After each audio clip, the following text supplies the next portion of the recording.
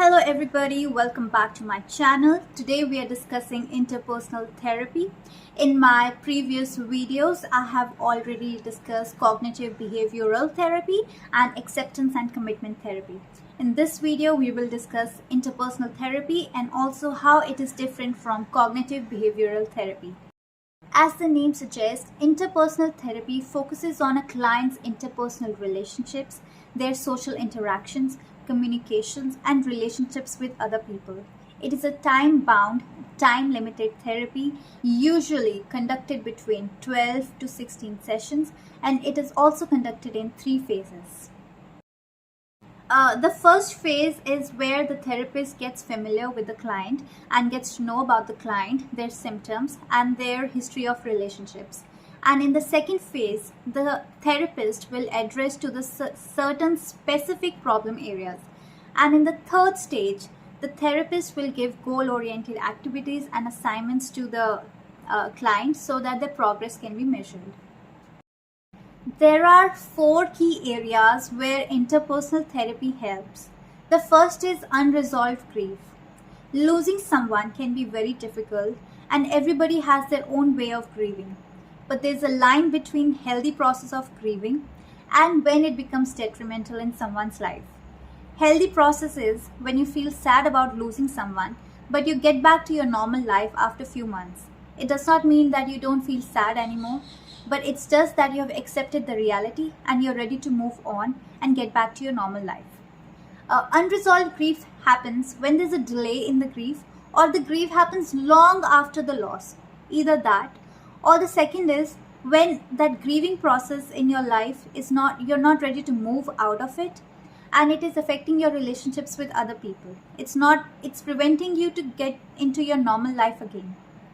The second key area is interpersonal deficit. Deficit means there is some lacking in a relationship. It could be dealing with a client who's facing isolation and loneliness, or he or she is involved in a relationship that is unfulfilling, or they are having problem forming new relations and then sustaining them further. The third key area is life transition. That means there is some change happening in someone's life. As therapists, you could be dealing with someone who's just retiring or just getting married, divorced, becoming a new father, mother, brother or sister, or even moving to a new city.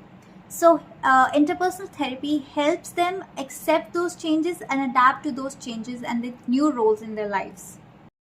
The fourth key area is interpersonal disputes. Interpersonal disputes that are emerging out of conflicting expectations. It could be between partners, it could be between couples, family members, friends, or even co-workers.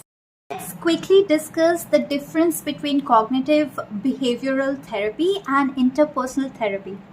In CBT, you are actually targeting the faulty thought process, which is leading you to behave in a certain manner, which is leading you to have negative consequences in your life.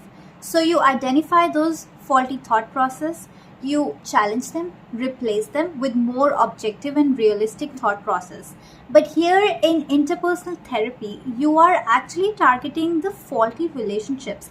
Why do they exist and what can be done to solve and resolve the problems in that faulty relationship? Now the things to consider. Interpersonal therapy is effective and it's very appealing. But the motivation plays a very big role here. If the person who's going to go through that therapy is not motivated enough and they're not willing to make changes in their life and they're not willing to examine their role in a relationship and analyze their part in a relationship, it's very difficult for this therapy to work on that person. So what we need to consider is that before someone goes into this therapy, they should be willing and they should be motivated enough to make changes in their life.